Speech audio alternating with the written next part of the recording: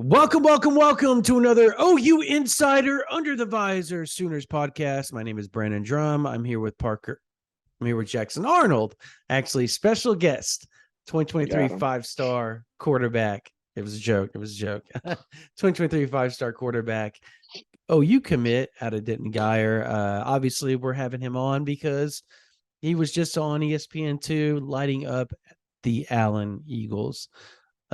This past Thursday, kind of a wake-up call for everybody that weren't on the Jackson Arnold train, and now they are. Jackson, man, how you doing? I know it's early on, not really that early, but it's midday Saturday. You guys did you have practice yesterday or a day off, or like how'd they go? Had lifts and film yesterday. It was pretty nice. Awesome, man. So it's pretty good to get a day off, get to go hang out, do what you want, be a kid in the middle of the season. Thursday night game is pretty cool. Yeah, slept in until about it's 12:11 right now. I slept in about 10:30. Feeling great. Awesome, man. So let's talk about it, man. I know everybody wants to hear your thoughts on that game. We talked a little bit after the game and a little bit on the sideline after you got pulled and stuff like that. But how did you all pull that off, man? Like everybody kind of expected it to be maybe a 14-point game. But the fact you guys literally shut down a really good offense, and I know Silby going out was a big detriment to Allen. Yeah. And prayers for him, because I know no doubt. That'd be rough. I have no idea if you like broke it or anything like that. I just know it looked really bad though. I don't know what happened for sure. It looked really bad though. Yeah. Mm-hmm. But yeah. How'd you guys do that, man? Like, did you going into the week? Did y'all feel pretty good, pretty confident with your game plan, or did you have any adjustments after the first? I know you scored in the first drive, but did y'all see anything that you guys could attack that you guys just kept going with concept wise? Yeah, so I'd start off at the beginning of the week. I think what helped us be successful Thursday night was just trusting the coaches, honestly. Put together a really good game plan for us the entire week, and I think our ability to practice well and execute throughout the entire week, and then go out Thursday and execute on the field, both offensively and defensively, really helped us win. And no, I mean, I thought it was gonna be a close game too. Honestly, I was not expecting a 49-7 game at all. But we played really good, and like you said, the second half adjustments, we started instead of running maybe a zone plays, we started running counters and stuff like that, and made little adjustments like that in the run game to kind of help us drive down the field and open up deep shots in the pass game, which ultimately worked out really good. So game plan was fantastic, and we executed really good Thursday. Yeah, you guys. It's you guys were up 14-0 at halftime. And honestly, it could have been 14-7. You guys stopped them there on the goal line going in, and maybe that changes how things go as the game progresses as well. Like, it's amazing how one series or one play can change the rest of a ball game in football, and how that momentum can just flip on its end so quickly. But you guys held up that part. As far as your game, you kind of woke up a lot of people. You've been having a great year. I think you came into the game with 1,600 yards passing, 17 touchdowns and 3 interceptions, if I remember correctly. And do you know your final stat line? I'll pull it up real quick. I know I was. No, I was just curious if you knew your final stat line. Like, I don't know it for sure, but I'll pull it up real quick if I could find it. I know I was 25 for 28 for 4 passing touchdowns. Here, I found it. So 334 passing yards on Okay. 28 passing for 4 touchdowns, 84 rushing yards and a touchdown, rushing touchdown. So essentially, you had over 400 total yards of offense yourself. So, so Is that the best game you played this year? yeah, no doubt. Either that one or the Alito game.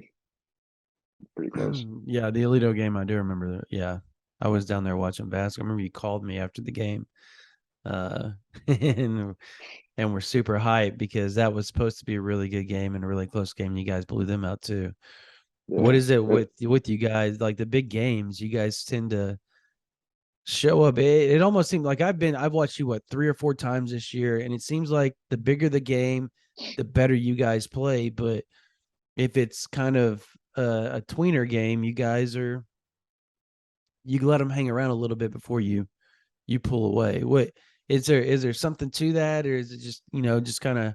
Do y'all get honestly? Do you get bored sometimes out there? Do y'all get bored sometimes? Like not like you getting bored, but like Mhm.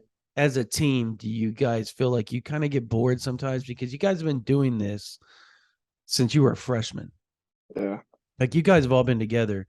You guys played in the state title game your freshman year. You played in it last year, and you're on the way to potentially playing it again. Is there a time like sometimes you've got to change things up to kind of keep you guys' interests and during the game, just because you guys know that you guys are that good of a team at this point? I mean, honestly, I personally don't get bored.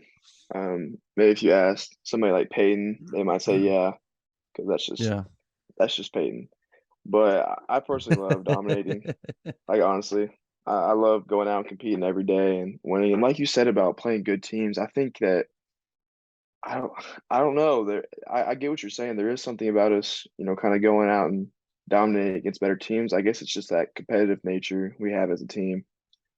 Just kind of Mhm. wanting to go out and prove that, we're that team, we're on here to beat. We want to go back to the state championship this year and win it all. And that happens by winning those big games.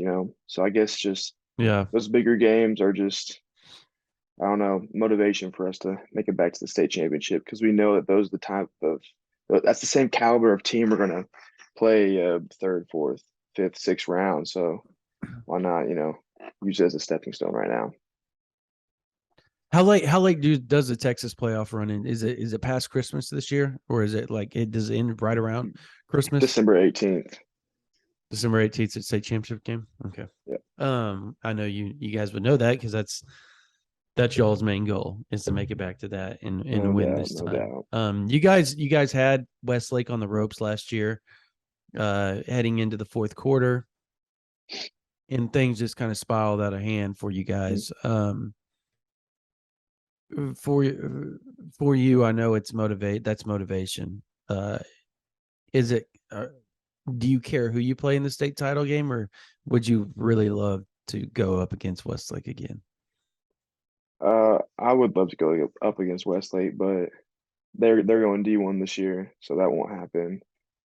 I So got you. I mean, it doesn't matter who we play this year. As long as we get a ring, I Okay, don't care so who we play.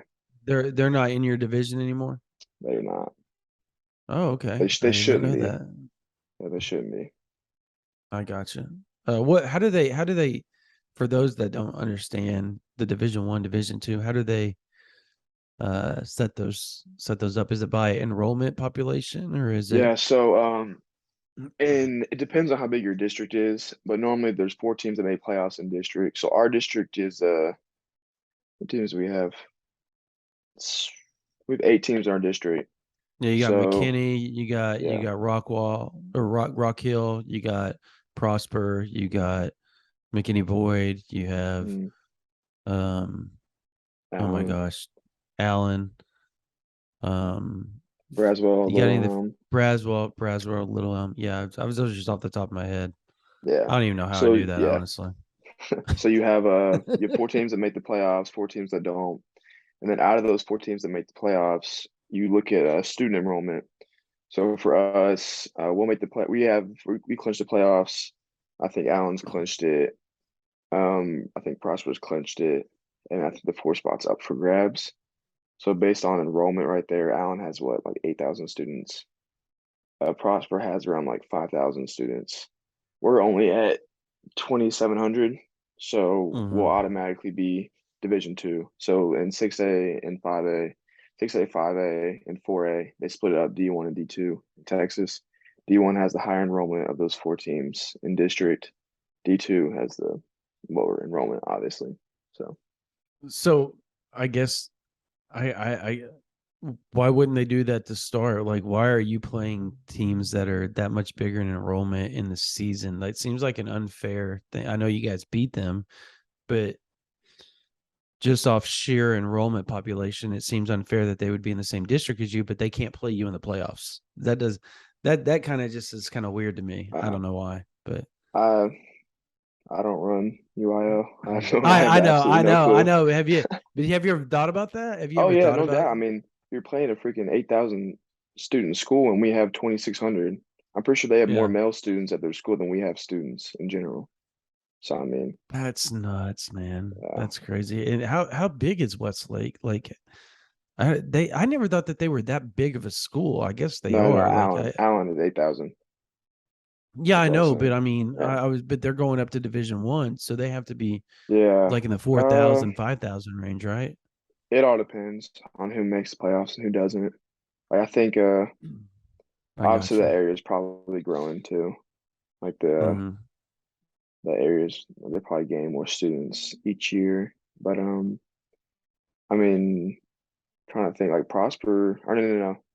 I think McKinney Boyd made D1 2 years ago, and they only had like Hmm. 3,500 students or something like that. So you don't have to have a crazy number. Just the two below you have to be a lot smaller, or not a lot smaller. The two below Okay. you have to be smaller. So So essentially, it's just kind of the flip of the coin, the look of the draw of who makes the playoffs and who doesn't, and then they decipher of how this is going to go yep, here. So you pretty could be much. Division 1 year, Division 2 the next year, and then back to Division 1 the other year, just depending on enrollment. That's interesting. I That's what never Westlake knew did. that. Westlake won it. Yeah, They I won in never really D1 paid 2 years attention ago. to it. Won it 2 years ago against Southlake. Went down in D2, beat us last year, and then they're going to D1 again this year. So And so pretty yeah, so crazy. right now it looks like they're not going to be playing you guys. That's it's kind of unfortunate because everybody was looking forward to that game Yeah. to see you guys. Look, I know that they don't have um oh my gosh, the Cade Klubnik this year, obviously, but you guys have such a dynamic secondary for Geyer right now. Like it is just you guys essentially have a better secondary than 90% of Division 1 football programs right now. And that's crazy to say. I mean, you got top 247 kid and Eli Bowen, you got 4-star Ryan Yates, you've got 5-star Peyton Bowen. And then even who's the other corner? I can't remember his name, but Anthony Benford. He's hurt right now yeah, though.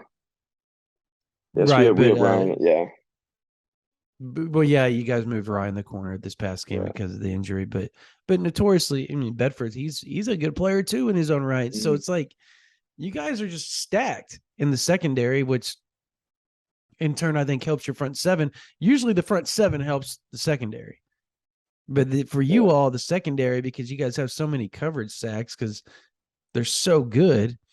It's just you guys are fun to watch because of that too. Because it's just it's kind of flipped around. Um, does that going up against that during practice during the week? How does that help you? Does it just seem like it's a lot easier in games because you're going up against that dynamic of a secondary? At fall camp, I know you yeah, guys probably don't do a lot of good on good during the season, but does that help during the season though that you went up against that all summer, all fall camp, and it's like, dude, this is just these guys are nothing compared to what I went up yeah, against. yeah. No doubt. We obviously don't like what you said. We don't do much good on good now. In season, if we do, it's about 4 plays of good on good. Just we caught fast start, just playing fast, and it's more for our defense to kind of get used to tempo offense and stuff like that. But like in spring ball and stuff, I mean, it's a tricky defense to go against, and just having to play against guys that I know are going to be in the right spot. It's almost similar to Westlake's defense last year. Like they're coached super Mm-hmm. well. Like they're going to be at the right spot at the right times. Like they're going to play how the coaches want them to play. And playing against us, we're just playing against athletes. Like they're going to be in the right spots at the right time. But you have people like Peyton and Ryan and Eli that'll go snag the ball, go high point the ball Mm-hmm. out of the air for a ball that you didn't think could be picked off. So just stuff like that is stuff that, I mean, you can't practice until you get in game. And you know what I mean? Like you're playing against some dudes. You get in game, you're like, well, Yeah. it's a little bit easier than playing against those dudes that I saw in spring ball or I see in practice. So I know you're watching the same game I'm watching. You're about to see Syracuse go up 21-7 on Clemson, by the way. just want to let you know I did call that before the game. I don't know if I told you that, You but I told my dad that I was picking Clemson for the upset today. So Syracuse, I mean, oh yeah, I was picking Syracuse for the upset today. Yeah. oh yeah. Okay. Well, you're right. I think I did as well. But that's just because I always pick the underdog. I think that's just kind of my deal. Like I don't really care. Who do you have winning? Oklahoma State or Texas? I've, I think it's crazy that Oklahoma State is the underdog at their own Well, place. I've got I don't know Oklahoma if he's State. even. I don't know if Spencer Sanders is going to play. That's the thing. Oh, really? Hmm. Well, if he doesn't play, I think Texas might win. Oklahoma State. We If Spencer we all Sanders know plays, we I all think. know why you're going for Oklahoma State though. I think they're pretty like obviously their defense is a little sketchy, but their offense moves really good. Hmm. They're at home. The money line has them at +6 at home. So if I was betting on the game, I would take the +6 at home, honestly.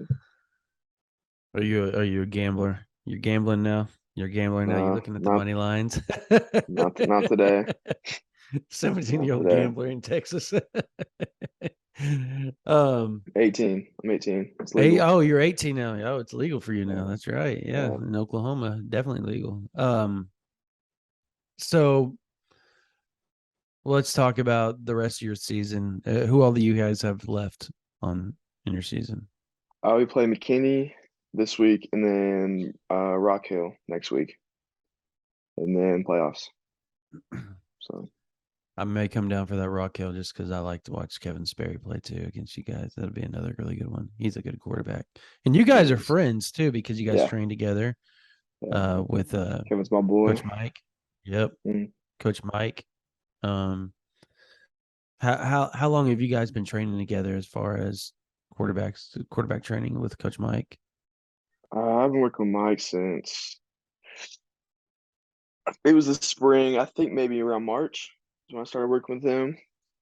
Mm, Um, uh, do you know Sutton Lee, our slot receiver, number 8? mm-hmm. Yeah. He's friends with Mike. He has a quarterback friend that trained with Mike. He's at Texas State now. The quarterback is. He trained with Mike, so Sutton's like, yeah, just text Mike and then go work with him one day. And I did. Love working with Mike, so kept on. And then I think in the summer, that's when Kevin started to come to our sessions and stuff and start working with us. So Mm-hmm. Yeah. Do you feel like you've gotten a lot better since you started doing all that QB training? definitely, definitely. What things did you feel like you needed to work on that because I could tell the difference when the Elite 11 regional happened in Dallas, you were really good. Like really good, and everybody was talking about how smooth you were and how fluid the ball came out of your hands and everything like that. But you had little things that you could tell like you would overstride a little bit on certain things and stuff like that. And that's just me having a son that obviously I noticed those little things because that's when you're around the quarterback trainers all the time, you start to pick that stuff up. Was that something that you went in, you were like, look, I need work on this, and this, or did he start pinpointing little things out that started to help you because you were a completely different quarterback and more confident in that type of setting when you went to the Elite 11 finals, and it showed like you were just owning it basically, and felt super comfortable no matter what was going on. Yeah, I mean, when I started working with Mike, there wasn't really anything I pointed out. I mean, obviously some footwork stuff. and stuff like that. And I don't like that's stuff that I don't even have to do with Mike, really. Footwork stuff. I can Mm-hmm. work that with my quarterback coach at school. Just certain Mm-hmm. drills and stuff like that to keep our feet moving. But he pointed out certain things like obviously staying fluid, throwing smooth, like making sure getting to my release point, simple stuff like that that he actually pointed out to help me get better at. Being a baseball player, you didn't have to really work a lot on arm slot stuff, did you? Because that just is just baseball stuff, right? It's straight natural. Sometimes it's a curse, but Mm-hmm. sometimes it's like this past game I had one throw where threw it sidearm just because a linebacker was right in my face and had to work Mm-hmm. around him. So stuff like that, I'm super blessed that I can change arm slots like that to make it happen. So Yeah, that is, I don't think normal fans, and I'm not like belittling them or anything. I don't think normal fans understand how big of an asset that is. Even with little league on up to whatever, if you can throw different arm slots, you're going to be a problem. And I've seen it with multiple kids from 10 to 8 to obviously the NFL, and those dudes, they're fun to watch. People like you that can get in there and kind of change their arm slot depending on where the defender is in their face, and it makes it interesting because it looks like the ball shouldn't be coming out like that, but next thing you know, it's going, you know, the other direction. yeah. And it has everything to do with your arm slot and how you released it. But how when did you start putting that into your game as a quarterback, and when did you start playing quarterback? Like, were you a quarterback in little league? I started playing quarterback like when I started playing football. So I think I was about 6, 7 when I started playing. Mm-hmm. Started playing with Cade McDonald, by the way. Yeah. Yeah. That you recruit we're trying to get, but started playing quarterback immediately, which is kind of weird because my dad was a running back in high school and college. He played running back at Wofford College, and I guess he wanted me to play quarterback. I guess for my during baseball, I was always like a pitcher. I could always throw hard, so I guess he wanted me to Mm-hmm. translate that to football. Thank God he did do that because I'm blessed to be in the position I am right now. But Right. played from when I was 7 up until I was about 10 as a quarterback. Actually moved out to Texas. This is when I was back in Georgia. Moved out to Texas at 10 years old. My mom got a job promotion. And when I came out here, they already had a quarterback for our little league team we were playing at. So they moved me to running back. Was really successful there. Uh, didn't like it as much though. Was really successful, but didn't like it. And then middle school came around, so seventh grade. In sixth grade out here, we still play with our little league teams, but seventh and eighth grade is when you start playing middle school ball. So middle Mm-hmm. school ball, they tried me out for quarterback, won the starting job, and ever since I've been playing quarterback full time. So Do you ever look back at those 2 years that you played running back and just kind of shake your head at it and go, what was that coach thinking? I'm honestly no, because our offense was a wildcat offense. We hardly threw the ball. Whenever we did throw the ball, I was throwing it a bunch too, like just like trick plays and Mm. stuff like that. But I'm not mad because we won every single game. This is actually a funny story I can tell. So we won every single game my first year there, and we only let up one touchdown the entire season. Oh, wow. So I think we outscored opponents like 500 and something to 7 that year. Oh my gosh. And Did that's you play also the same. defense? What'd you say? You Yeah, I play did. I played defense? linebacker. Yeah, you Okay. got to. Well, It's you're Little built League. like a linebacker. Yeah. You got to. Well, I mean, my son, they don't let play defense very often. All right. Just Well, because they run I so many always, different. yeah, Yeah. I always They grew up just won't let playing. him. I don't know why. They don't want But him to funny get hurt, they story, say. yeah. So. Funny story too. We'd always play South Lake teams. So they had 3 different teams: South Lake Black, White, Mhm. and Green. Don't remember which team it was, but we were playing. It was a South Lake team. I don't know which South Lake team it was, but I think it was either regular season or playoffs, and playing against someone who goes by Jay Valai. now. Was coaching for Southlake at the time, and now obviously the OU's DB coach. So pretty cool now. It's come full circle that I played against Coach Vly when he was coaching at Southlake, coaching Little League Southlake. Now he's coaching DBs at OU. So pretty cool. What? Yep. What? No. Yeah, Are you you can ask him too. serious? Yeah, you can ask him too. He'll tell you the same exact thing. So he Coached got to see you whenever you were. Did he remember when I was a you? running back. Yeah. He actually brought this up to me. I didn't know it was I didn't know he was the coach for Southlake, but Right. I get a call from him one day and he brings up Little League, and my team was called the Lantana Wildcats. And Mm-hmm. he brought it up and was like, "Yeah, man, I was the coach for one of those Southlight teams, man." He's like, "You ran all over us." It was that year, and I was kind of, I was really surprised because who would have thought? Coach Fly goes from coaching the South League's Little League coach to, and that was actually he was here because he was training like guys like Bobby Witt Jr. and people like that. Bobby Witt Jr. is obviously a Yeah, yeah. MLB The baseball player Royals. now. Yeah, Yeah. number 2 draft pick. But and he was there. He was coaching, and then it's crazy to see that he went to Alabama and coached DBs. And now he's at OU coaching DBs. So it's Yeah. pretty cool story to tell. So He was with the Eagles too for a little bit I didn't even know before he went that. to Alabama. Yeah, before he went to Alabama.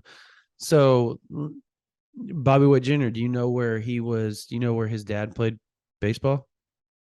Was it at OU?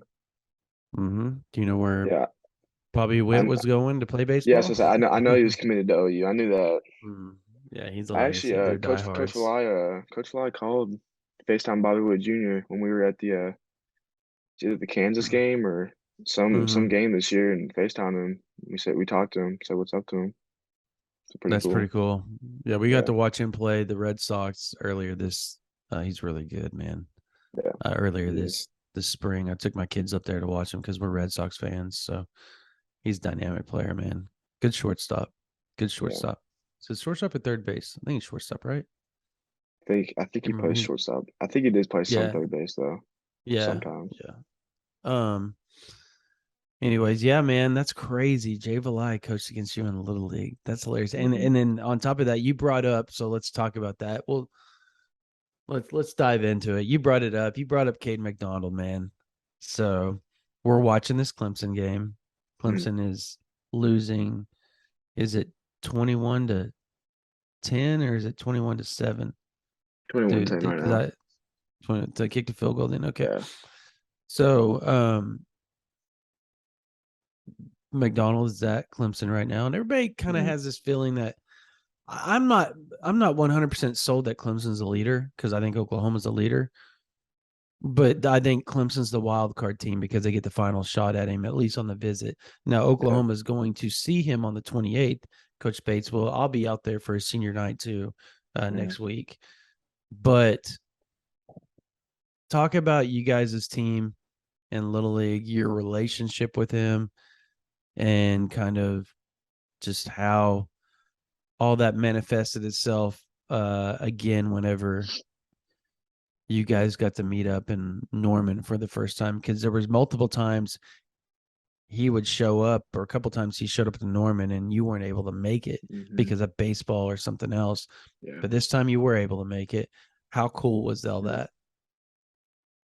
It was awesome. I haven't seen Caden since I moved out here, so obviously I kept up with him throughout all of his recruiting, and he was blowing up well before I was in the recruiting space. So just seeing him kind of thrive and get all these offers was really cool. And then now the in the position that we both are, just kind of meeting each other, or yeah, meeting each other for the first time again, I guess it was really cool. Not much love was lost. We both greeted each other. We're both super happy to see each other, and it was a pretty cool reunion. Same with his mom too. It was really cool seeing his family again. So Yeah. So let me ask you, could you tell he was going to be special in Little League? Like, was he really, really good then too? yeah, I don't remember too much from Little League because I was so young. I don't remember the games too much. My dad said he was always a big kid. He was always Mm, really big. So my dad always knew that he was going to be a special player one day. So mm. And your dad played for Wofford. I didn't know that either. Like that like I'm learning things. Like you and I talk so much mm, and I'm still learning things about you. That's crazy to me. Like, yeah, played running and back for at people Wofford. that yeah, for people that know, Jackson and I probably talk like once or twice a week on the phone, just kind of catching up. Normally just talking recruiting and what's going on behind the scenes. But Yeah. um yeah, I'm still learning stuff about him though, so that's pretty cool. What was your gut with Caden on that visit? Like, could you tell? I know you don't have to get into the stuff we talked about, but like just kind of vaguely talk about your gut and how you feel things stand right now with Oklahoma, um, and with all the connections he has there. Kanai Walker, Trey Morrison, obviously his family living 2.5 hours away from Norman, all that type of stuff. Uh, where do you feel Oklahoma stands, and do you think they have a really good chance to land him? Yeah, I feel good about the spot we're in right now. Obviously he's at Clemson today, and they get as you said, they get the last shot in his recruitment, and that can always be a factor. It can, but I mean, if they lose today, who knows what will happen? Is this his last official visit? Like, Mm-hmm. is it okay? He's done after that. Um, Yep. he's done. Well, better pray Clemson loses, because I mean, that last visit can be special. It really can. But I mean, he loved his visit at OU. He was having a great time in Norman last weekend. Obviously, I wasn't with him the entire time, but when I saw him during the game and after the game, he was having a great time. And I think he was staying in Mhm. a really good spot. I really do. Have you talked to him since the visit? Like, have y'all started to keep up a little bit more since the visit happened? So yeah, Yeah, you're the leader of the class. I know that you have to put. I know that a lot of pressure gets put on you to be a big help to the coaches and stuff because you're the 5-star quarterback. You're kind of the face of the class, and everybody kind of knows that with you. Like even the guys that you know have committed with you know that you're the leader, you're the face of this class, you're the highest ranked guy in the class, and probably will be coming in. Even if DJ Hicks was to flip somehow, like you, I think you're going to be the highest ranked kid in the class, no matter what. So, do you like that pressure? I mean, do you like the fact that you have to be the one that hits all these kids up and does all these things for the staff and um, have to be in communication with everybody that's committed? Like you're that yeah, guy that everybody goes to. Do you enjoy that part of it? yeah. Yes and no. I do love the position I'm in. Obviously, I wouldn't trade it for anything in the world. But obviously, having to keep up with all the recruits and text tons of people, and like you said, that added on pressure. Not only pressure to get recruits, it's pressure in games too. People. Mm-hmm. I mean, I try not to focus on what people say on Twitter or the negativity people say during games, but that added on pressure can be difficult sometimes. But I just try to zone it out and focus on myself, just play ball. Right. Well, I mean, that do you know that do you kind of get a sense that that's what you're going to be when you get there too? Is you're going to be the face of everything because you're the 5-star quarterback that came in behind Dylan Gabriel. I mean, I know Nick Evers is there and he's a good quarterback and all, but do you feel like there's added pressure to you because of, people now have seen you on ESPN too, and now everybody expects all this stuff from you now. Like this, that the expectations were high, but it's even Mm. greater. Or do you just kind of embrace it and be like, bring it? That's what I want because I want to be that good. I want to be that great, and that's what I expect out of myself. I honestly like to embrace it. Um, not obviously get too big of an ego because of it, but Mm-hmm. stay humble and embrace it and embrace the expectations just so I can use it as motivation to work harder, and to meet those expectations. Even if I don't come in start immediately or I have to wait a couple years, whatever. I would love to be the face of the program. I mean, that's what any quarterback wants. And if you're the quarterback for Oklahoma, you're going to be the face of the program regardless. Mm-hmm. So I'll wait, and then whenever my time comes, I'm gonna be super excited to be playing for the Sooners. So Dylan Gabriel comes back. He's most likely going to come back for the 2023 season. Like, you're aware of that. And you're good with that. Like, you're Yeah. okay. Like, okay, I'll sit behind Dylan Gabriel, learn from him. Is that, have you started to build a relationship with him already so that you can do those things and be comfortable in that position of, I know you're going to be challenging Nick Evers for the backup spot. Is that, like, that's goal number one? Is, Dylan Gabriel is entrenched, so you come Mhm. in, you try for the backup spot, and you learn from a guy that's going to already have thrown for 11,000 yards and probably, I don't know, 100 plus touchdowns by the time you get Yeah. there. Is that something you're cool with? And have you guys started to build that relationship together, like talking, texting, doing all that type of stuff, so that you guys are comfortable with each other in the QB room when you arrive? Yeah, me and Dylan are actually pretty close. He was my host for my official visit. Every time I'm up there, he's super friendly to me. He's been nothing but good to my family. He greets them every single time. I mean, talks to them. Great person. I know. Have you met him before? Oh yeah.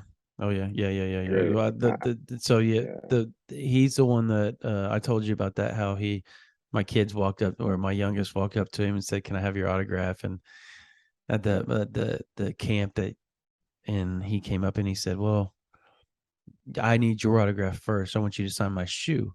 And my son goes, "I don't know how to do cursive." This is my 7-year-old. He goes, "I don't know cursive."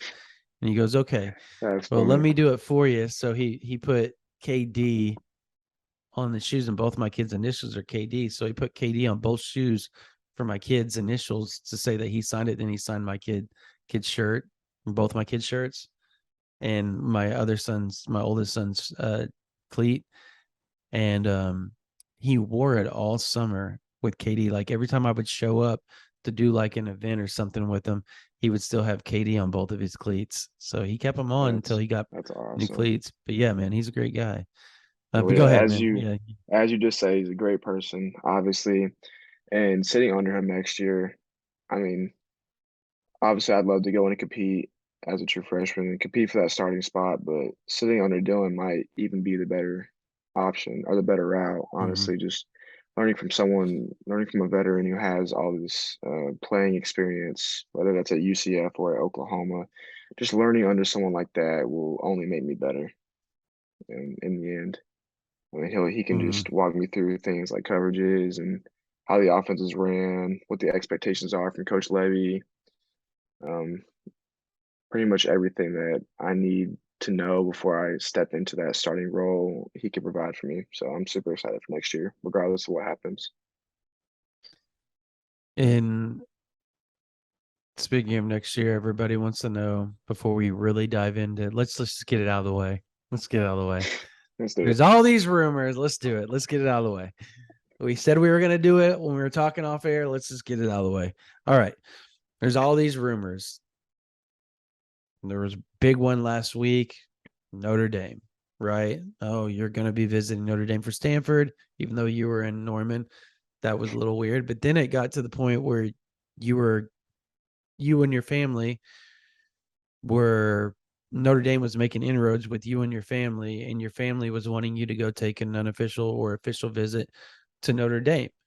Um, can you those on OU Insider know, because you had me put a quote out like, "Hey, Uh, I talked to Freeman. I politely said thanks, but no thanks, but because my coaches won't let me." But and you're solid to Oklahoma. But can you walk everybody through how that went down? We don't know how it escalated to that point, but how that conversation even went. So everybody kind of understands that in no point in time did you say you were going to be visiting Notre Dame. Yeah, I'm gonna be honest. I don't even know how that escalated into what it was.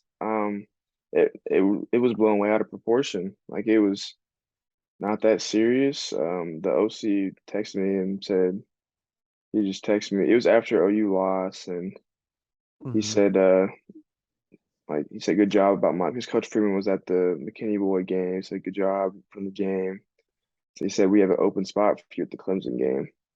I didn't text him back about that. I'm like, okay. And Coach Freeman wanted me to call him. I'm not. I mean, I'm just not gonna straight up turn down a phone call from a head coach. So I called him. He congratulated me about the game and all, and said we have a game there. And I'm just like the coaches. OU coaches won't like that. Like polite, like what you said, politely. No thanks. You know. Hmm. And actually, what you just said about them making inroads about my family or with my family is kind of weird because my family did not want to talk to them at all. They were Hmm. not. Like Coach Freeman texted my dad. My dad texted him and said he's committed to Oklahoma, and that was that. Yeah. Uh, Yeah. I don't know. I really don't know how it. I don't know how it went from the coach texting me and saying good job and me just like saying thank you and stuff like that. How that escalated into I'm visiting for the Stanford game and I'm going to visit for the Clemson game. I don't get it, but Yeah. I mean, yeah, honestly, I think it has a lot to do with the 49-0. People kind of it's super weird, bro. Like it's okay for everybody else to say, "Oh, well, this person was injured, this person is injured," but nobody wants to listen to an Oklahoma reporter or a fan or a recruit such as yourself go, have you not seen the Oklahoma offense with Dylan Gabriel in there? It's completely different than without him. They literally ran a tight end at quarterback most of the game, and they did what they could. They did the best they could with what they had because they didn't feel comfortable with the other pieces at that point in time. Now we're starting to hear that Nick Evers has really started to put it in focus and step up his game, and the ball's coming out of his hand really well and stuff like that in practice now. But I think it took a little bit of that to wake up and give the young guy a look. And I think for you coming in, I think that bodes well for you. You know what I mean? Like that has to, you have to look at it like that, right? Like, I mean, I have a chance to be the number two next year. Like you be honest, like you will look at that and you're like, yo, they're throwing up 700 yards on people when they have a good quarterback in, and I have a chance to be the number two guy. Like, is that something that interests you as far as how they run their offense and talk to people because they explain it that you run basically Oklahoma's offense, don't yeah. y'all? That was a big factor in my decision too, honestly. It's the same tempo, spread, offense. Like it's not the same, obviously, not the exact same, but extremely similar. I mean, we took Mm-hmm. what Baylor did back in 2013 and 2014, which is around the time that Coach Levy was there. Um, so I mean, it's essentially the same offense. So I knew it was something that I would easily be able to pick up in college and be able to work with and thrive in. Well, I mean, isn't your head coach and Coach Levy, aren't they best friends? And they, Yeah, they're good yeah, friends. yeah, Pretty sure they GA yeah, together at Baylor. I don't know the full story, but they I'm pretty did. sure they GA I together. Yeah. think they were roommates too, from what I Yeah. was told. So, yeah. Yeah, that probably helps a little bit too, and knowing the offense and understanding the concepts and everything like that. Yeah. So, you feel like it's gonna be like obviously the verbiage is different than what Oklahoma uses. And I did ask somebody that would know, like, is the verbiage different? He's like, yes, it's way different. But they also said they expect um you to pick it up very quickly because even though the verbiage is different, the concepts are the same. Everything's kind of very similar. There's differences, but those differences aren't so big that you aren't going to be able to thrive early, and they fully expect you to, is what I was told. So, um, when you were looking at schools and you said that that was one of the reasons why you chose Oklahoma, what were you looking for in schools though? Like in totality? Like, as far as, was it the culture? Was it the campus, location, offense, head coach, like OC? Like, what were your bullet points for, okay, this is what I want in the school this year, this year, this year? Yeah, so at the top of the list for schools, I want to say like probably academics and support system. Like Mm-hmm. those could also kind of go hand in hand, you know, how the support system helps you out through academics, how they make you a better person alongside football player, which is something that Oklahoma preaches, obviously, with the sole mission. They're not trying to make you just a good football player. They're trying to make you a really good person, a really good man for the future. So that was near the top of my list. Next was obviously the coaching staff, the scheme, how I'd fit in that offense. And with Coach Levy, obviously, we just talked about it. Thought it's almost a perfect fit. Like I Mm-hmm. couldn't think of a better fit elsewhere in college football for the same schemes and stuff that we run, all of it being very similar. And then after that, it'd probably go around campus and culture. I think those could kind of go hand in hand too. The one thing I wasn't really high on, like at all, was two things: location and NIL. I wasn't too worried about the location because I knew my family would support me regardless. I knew they'd want me to go wherever I wanted to go, and where I wanted to go wouldn't be strictly based off of location. Like obviously, I was Mm-hmm. considering Notre Dame and Ohio State, and I mean those states are almost like they're obviously northernmost part of the USA, so that obviously didn't affect me at all. And then the other part was NIL, which I wasn't too worried about because I know that I'm going to be taken care of wherever I go, just being a quarterback, you know. Mm-hmm. Like also as I know, or also I know that wherever I go, like you're gonna get paid as a quarterback if you start. Mm-hmm. And that's the thing. Like the thing is, if you start, like I don't want to go to a place they might be promising me all this money, but there's so many quarterbacks in the room and in the depth chart that maybe I won't see the field for a couple of years. But I know at a place like Oklahoma, I can go in and I can compete early. And if I do win the starting job early on, then I know I'm going to be paid regardless. You know what I mean? Yeah. Yeah. No, yeah, you and I have talked about that quite a bit. And obviously you have connections to make that work for you whenever you get to Oklahoma. So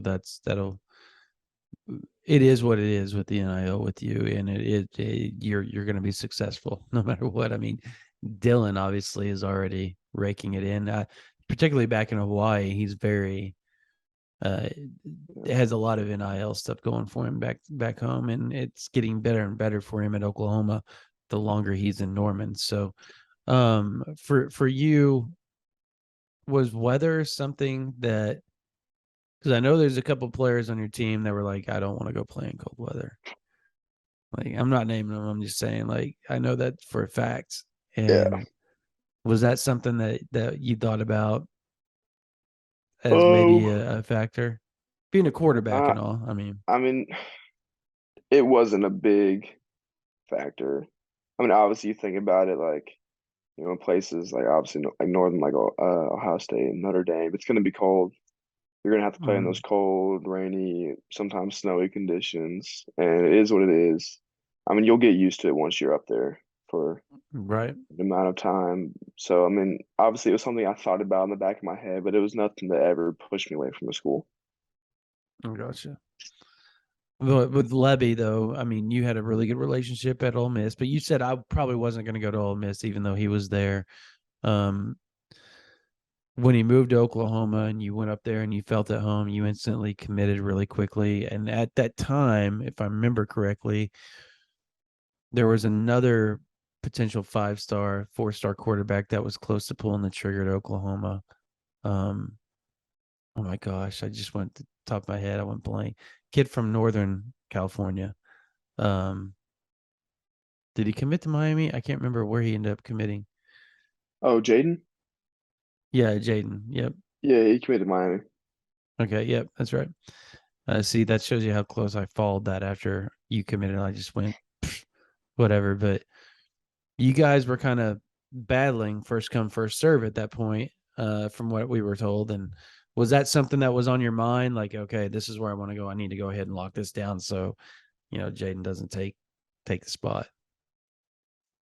I mean, yeah, somewhat. I feel like it's kind of that way wherever you go. You're not the only, unless it's some place like USC where they only had Malachi, or like Texas only wanted arts or something like that. You know what I mean? Mm, Like most schools are gonna offer multiple kids and recruit them really hard.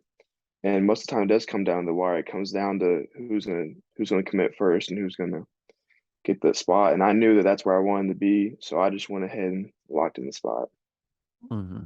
Well, I think the other interesting part is like Oklahoma had Malachi Nelson before you. And Yeah. now the ironic part is a lot of people view you better than Malachi Nelson. That's the irony in all this. Like, and he left for USC, and yet Oklahoma may end up with, the best of the best when it's all said and done. So when did you ever have any communication with Oklahoma when Lincoln Riley was around, or they never once reached out to you, never talked to you? Never, Did they even evaluate you or anything? never. No That communication just whatsoever. blows my mind. Like, looking back at that now, it just doesn't seem right. Like, considering you're right down the Well, road, it's I just mean, crazy to me. yeah, I mean, I get it somewhat because I mean, Malachi was committed there for how long? Mm. Was he committed there as a Well, sophomore? yeah, he committed early. Him and I mean they had Brandon Ennis, they had Makai Lemon, they had oh my gosh, the DeAndre Moore. quarterback, the DeAndre Moore. Yep. Um, they had the running back, a couple of running backs that were. I mean, they had their class was just insane, bro, insane, and it it just fell apart the second he left. But what you guys have done, you guys have done better. You guys have done better. Like, the class you guys built up, and it all surrounded you. I think that's kind of the crazy thing about it is you committed, and I think people now tend to forget you were like the lone guy for quite a bit. It was you and maybe two or Yeah, it three was other. me and Josh were the only guys. That was it. That was Yeah, it. And it looked like nothing was ever going to happen. I remember talking to you in May, and you're like, "Oh man, is anybody ever going to commit to us?" And then middle of May hit, and it was like, bam, bam, bam, and then it yeah, stopped. And then June hit, and it was like, bam, bam, bam, and then July hit, and then but they finally broke the floodgates open, and you guys. And I think if I remember talking to you around June, you told me you're like, I was worried. I was really worried that we weren't going to be able to get a class, like put together. He goes, but I know what's coming. I know it's coming. I remember you yeah, telling me that, and dude, it took off after that. And so, yeah. how happy are you with this class right now? Like, as far as the balance of it defensively and off the quarterback, you always want a great support staff around you, a Mm. support system, wide receiver, running back, O line. You have that, but how confident are you because of how good the defensive side's been recruited as well? Like, Yeah. is that something that also makes you feel real comfortable about the future of Oklahoma? Yeah, I'll tell you one thing else. I'm super excited with this class. And the crazy thing is that we're not even done yet. Like seriously, like, we still have guys we're still pursuing. I mean, I could name them, but I don't want to. I don't want to spoil Samson anything. But Okunlola. You want to talk about Samson Okunlola? I won't spoil anything. But we still have guys we're pursuing. Guys that I think we're gonna get. Um, I mean, Okay, are they the committed thing. elsewhere? I'm not gonna. Can't say anything. I mean, I'm mostly everyone's committed elsewhere right now. So I mean, Right. I mean, yeah. yeah, I So mean, yeah, that's a very vague answer. yeah, Yeah. naturally, yeah. But we still have guys we're going after, and the fact that we have I think, what we have the number 3 or the number 4 class right now. Yeah, it depends on the day, it seems. You guys Yeah, bounce between 3 and 4. yeah. Depends on what the So computer says. between 3 to 4, with people that we're still going after, they could potentially make this Mhm. class number 2 easily, easily number 2. Maybe not number 1 because Bama has a really strong class, but Mhm. easily number 2. So, and It's- like you said, with So, the defensive recruiting, they've worked their butts off. They've got some absolute ballers on that side of the ball, mhm. and that's only gonna make my job easier when I get to Norman too, because those guys are gonna be the ones turning the ball over to me and letting the offense go to work. So, I'm super pumped up. So let's Cecilia Kana. He was with you guys on that Mhm. visit this past weekend. We'll talk about Peyton and Ryan and all that type of stuff here in just a bit, but in just a minute. But Cecilia Kana, you got to hang out with him quite a bit. How did you um how did you see that visit go while you were there, at least? And what have you heard since then? For me, I think I've heard Oklahoma leads, Yeah, but he still has a Texas A&M visit, and I know that brings up a lot of anxiety and bad feelings for Oklahoma fans just over the past few years. What A&M's been able to do. Um, your look on your face, yeah. dollar Um, bills, y'all. no, I think he really loved his visit to OU. Honestly, he was having a great time before the game, during the game, especially after the game. He was right Mhm. in the middle of the dance circle, celebrating with the team. He was Oh, out nice. videoing everything. It looked like he had a great time. And obviously, I wasn't there with him and Derek and Caden during their Sunday, like during Saturday night and Sunday. But it seemed like they had a great time. They really did. Mhm. So When you say that there's more to come, like, do you feel pretty confident that there's going to be some other big names pop in this class at some point? yeah, I mean, you don't have I'm to say the praying. names or anything, but like, yeah, but like, do you feel confident that there will be other big names that end up in this class? I'm praying there will be. I mean, I had confidence that David Hicks was going to commit, and obviously that didn't work out to Well, he how was I committed, saw it. so But I mean, like, yeah. I mean, that didn't work out how I thought it would. So I'm just praying that we get some guys that I have in my mind. So Mhm. Well, have you talked to Samson Okunlola? I haven't really known. Okay. Well, Beatonbow was out there seeing him the other day. Number Okay. one offensive lineman in the country. I think he's going to visit OU at some point. Yeah, I was told he was going to visit, and then Mm. nothing ever really came out of that. So No, I don't it's know. I think Bedlam. I think Bedlam or Baylor, one of those two. I think it's Bedlam Gotcha. actually because he plays on Saturdays, so it's hard for him to do that. But as far as just the rest of this class, like how close are you guys as a We're, class? we're Like, we're pretty close. We really are. We're all friends with each other. We all hang out with each other whenever we go on visits and see each other at games and stuff. Like I was with Derek last week during the game, talking to him the entire time, and mm-hmm, I think that's a key part to having a strong class like that is being able to connect with everyone because those are your guys for the next 3 to 4 years. Like those are guys you're gonna be hanging out with, eating with, rooming with. Like those people you got to be close with. So I mean, mm-hmm. getting in touch with them right now and creating a strong connection right now will be really good for the future. So, but you and Derek are essentially like, obviously you were the leader of the class, but um in general, like as a whole, but like if you were going to say an offensive leader and a defensive leader, it seems like Derek's kind of taking that pedestal uh, because he's so vocal in his personality and he's just Yeah, out there. no doubt, no And doubt. for you, the same way, you're just out there and vocal. Um, did y'all discuss that? Like, we got to be leaders. We got to do this. We got to go get this guy. We got to go get this guy. I'm going to help you get this guy type deal. Yeah, definitely. Especially during July too, like after Derek committed. Even before Derek committed, I'm pretty sure he was trying to recruit other guys to OU even Mhm. before he committed. So I mean, that kind Oh, of he was. Yeah.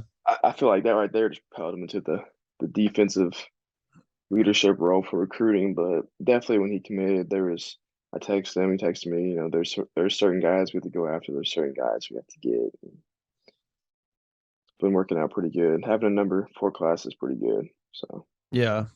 Well, okay, real quickly, let's get to Peyton and Ryan and Eli.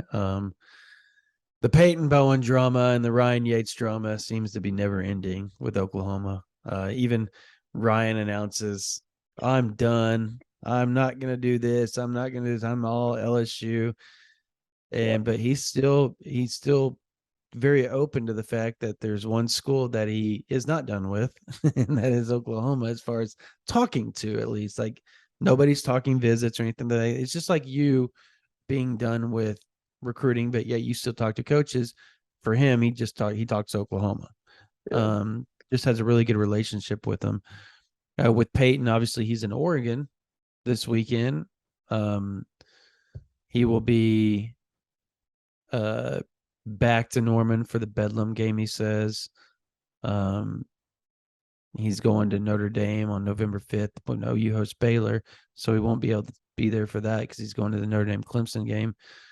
But those three, Eli as well. We all know Eli really loves Oklahoma a lot, a lot, a lot. Um, but Peyton and Ryan being in your class and being two of your best friends, um, how often does people think that's all you guys talk about? They think that's like in their head, that's all you guys talk about. Literally, how often do you guys talk recruiting with each other? I, I mean, every day we'll say something to each other, but it's not the vocal point of our conversations. Obviously, I Mm-hmm. mean, we're with each other so much. We're in the same lifting group together, all 3 of us. We hang out. I mean, we see each other during the day all the time, during practice, during games, and on visits and stuff too. So I mean, we don't talk recruiting all the time. You can't. Like, just gotta be boys sometimes and hang out. Mm-hmm. Yeah, I guess you tell me you guys go play video games over at each other's house quite a bit and Yeah. hang out. Does that competitiveness roll over? Like, do you guys ever find yourselves talking noise when you're playing each other? Like, oh, well, this is what, if you were playing Oklahoma, this is what I would do to you, type of deal, like that Yeah, type of stuff. all the time. I was talking to Ryan the other day, and he was talking about LSU, and I forgot what we were talking about, but he said something about was obviously we're gonna be in the SEC in the future, and I think we'll play at LSU in the future. Mm. So I'm like Ryan, you better watch out, man. We're gonna be deadly in a couple of years. Just rolls his eyes and walks away. So just stuff like that is pretty funny. No doubt. Okay. It You guys are at 22 right now in the class. Before we close this out, you're at 22 commits right now.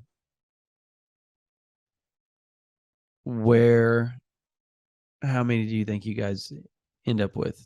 Like, just numbers. Like, you don't have to say names or anything, but numbers. Like, do you end up with 25? Do you end up with 26? You can say it, count in your head. Like, think about the guys that you think are going to be committed and add that to it. And how many do you think numbers you end up in that class?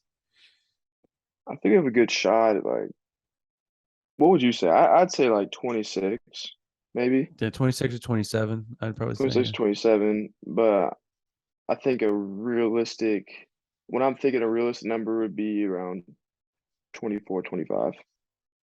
Yeah. And what I'm really hoping for, I'm really hoping for the 26, 27, but I'm thinking around 24, 25. Mm. Yeah. I think that's right. I think I'm 25 not probably trying to for sure. I'm not trying to get my hopes up and then Yeah, come I get crashing you. down again. So I'll say 25. Okay. We'll go 25. Okay. Okay. Yeah, I'm with you on that. I think they get more, but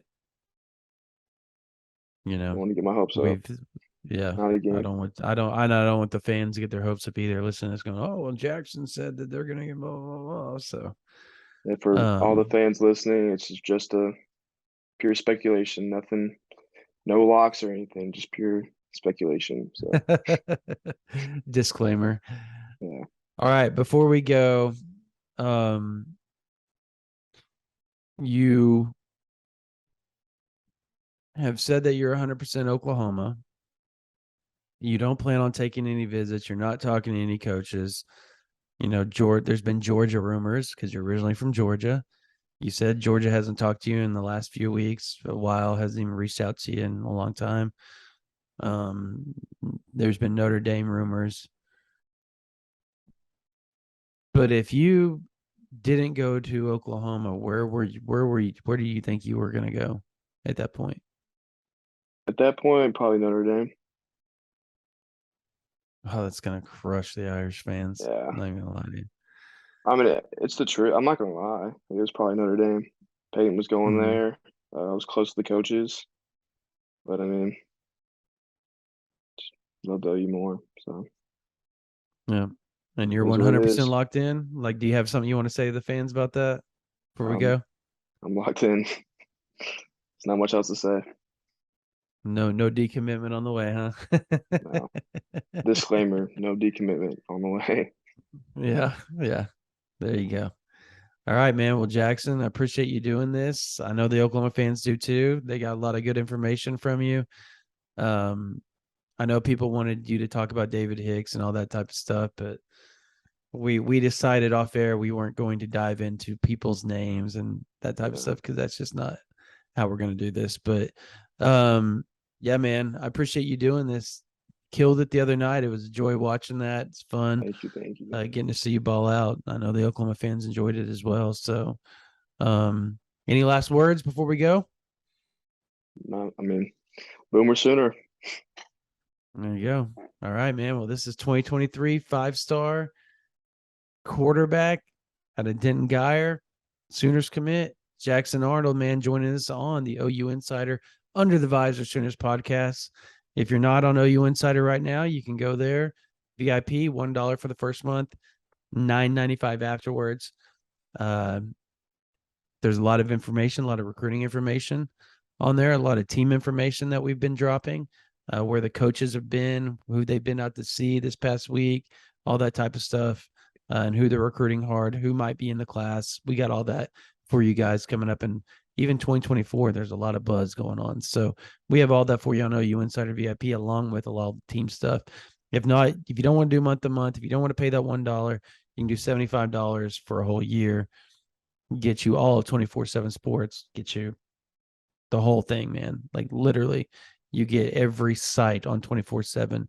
Alabama, Texas A&M, Notre Dame, Ohio State, Texas. It doesn't matter. You can go see who they're recruiting, who is recruiting against Oklahoma, who's trying to get some of the 2023 guys that Oklahoma has in their class, all that type of stuff. So come check us out.